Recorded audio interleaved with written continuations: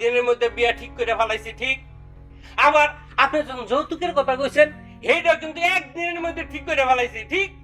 তাইলে এখন আপনি চিন্তা করেন আমি কত কামের, ঠিক? আচ্ছা ঠিক আছে ঠিক আছে, এই তোমার যাও।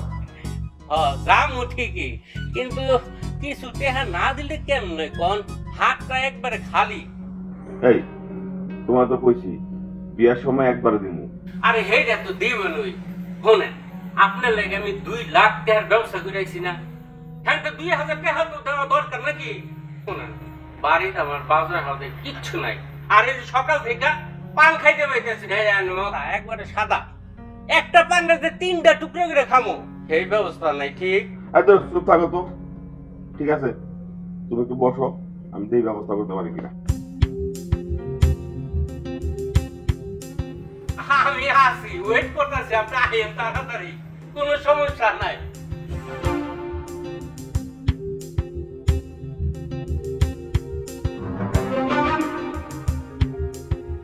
হ্যালো, আরে চিন্তা করেন না, আমি ব্যাপারী সাহেবের বাড়ি কারণটা সাইরে আইতাছি। হ্যাঁ হ্যাঁ হইব, দূর।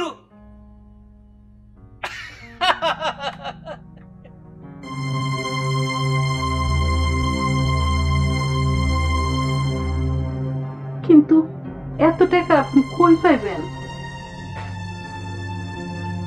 সেটাই তো চিন্তা করতেছি। কি করবেন? দেখি কি করুন যায়। কাল একবার হাটে যাবো, মহাজনরে কইয়া কিছু অ্যাডভান্স লওয়া যায় কিনা দিই, পরে নয় বেশি করে কাম করে শোধ করে দিব না। তার মানে আপনি যৌতুকের টাকাগুলো দিবেন?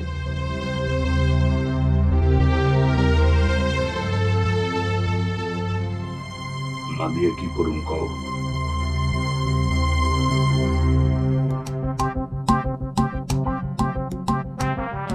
বদরুল, এই বদরুল, বদরুল, আর কত শুয়ে থাকবি?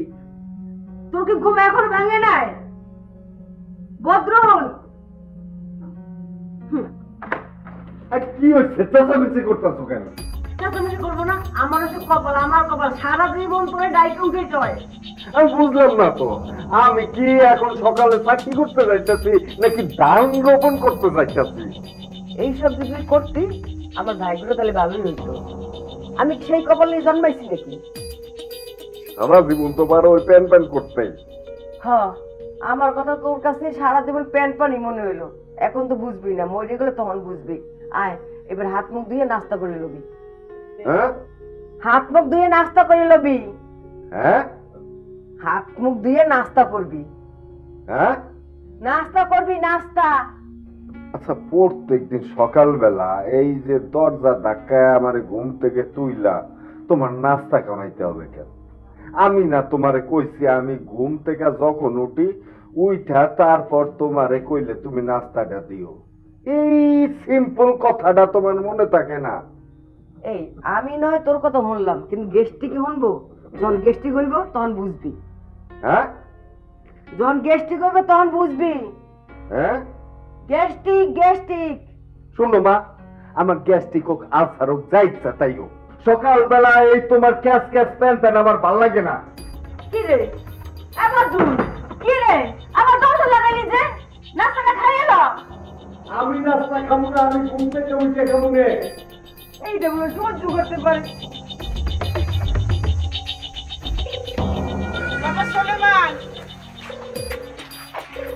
বাড়ির বাড়ি কই যাও বাবা?